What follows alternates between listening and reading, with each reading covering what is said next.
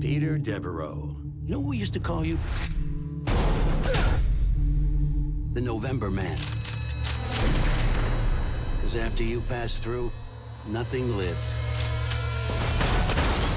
And I want to know, are you and Liam Neeson going to be making these movies up until, you know, in your 80s and your 90s? Is age just a number?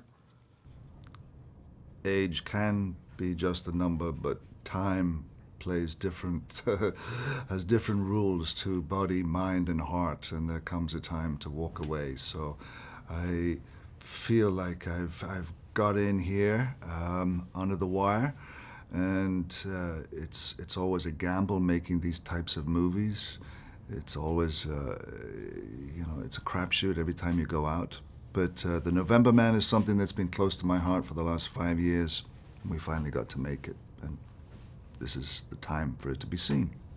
I want to know, how does working on a Bond set prep you for making a movie like this?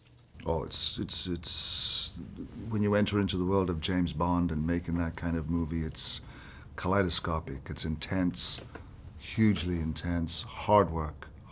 Just, you have to have a good mindset and an attitude and a confidence about yourself playing the role. And that grows with time, as we've seen from the men who've played it, and Daniel, who is, you know, James Bond now, is magnificent. And you've just watched him grow from strength to strength. And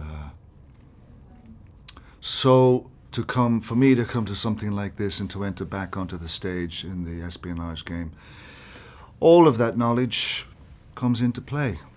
The physicality, the movement, the demeanor, the secrets that you conceal, how to handle a weapon, how to place yourself within the shots. I had a magnificent director in Roger Donaldson, who's an old friend. We did Dante's Peak together, so when Roger came on board and embraced this, we just took off like a bat out of hell. Who are those men? Were they police? They're agents, CIA.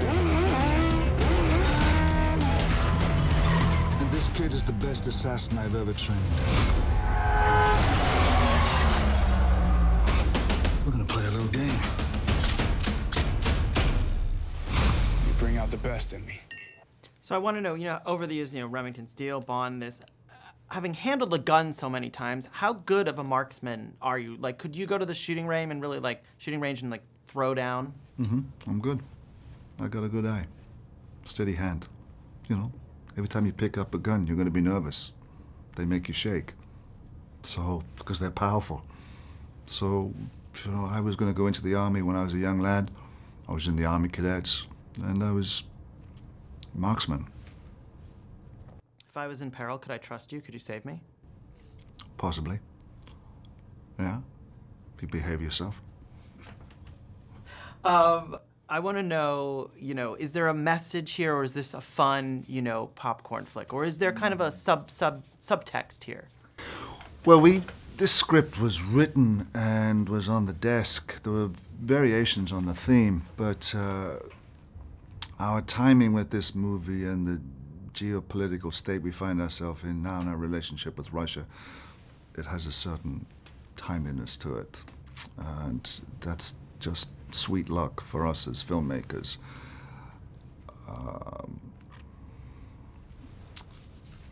So we knew we loved the Cold War, but how do you make it relevant in today's landscape? And so we picked themes that have a poignancy and that are still fresh on the palate, so to speak. And Belgrade, the story takes place in Berlin. We couldn't afford Berlin as filmmakers. So we went to Belgrade. I'd been to Belgrade. I knew Belgrade. I'd been there before the war. I was there during the war, making a movie, and after the war. And so they embraced us. The Serbians brought us in, and they were magnificent to us and allowed us to shoot on their streets there and in Montenegro. Final question. Out of all the action scenes you've done over your careers, some in Bond, if you could recreate one and relive that again as yourself, which one would it be and why? The bungee jump, GoldenEye. Wayne Michaels did that. Wayne Michaels stood there on that dam, 750 feet, phew, into space. Amazing stunt, amazing, one of the best.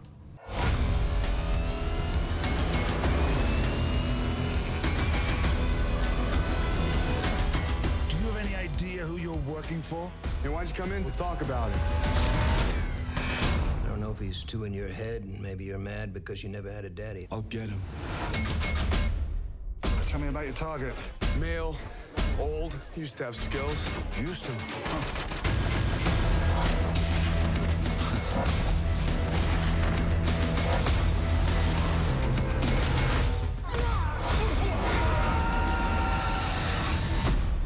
He's probably the best friend I've ever had. All your friends try to kill you? Eventually.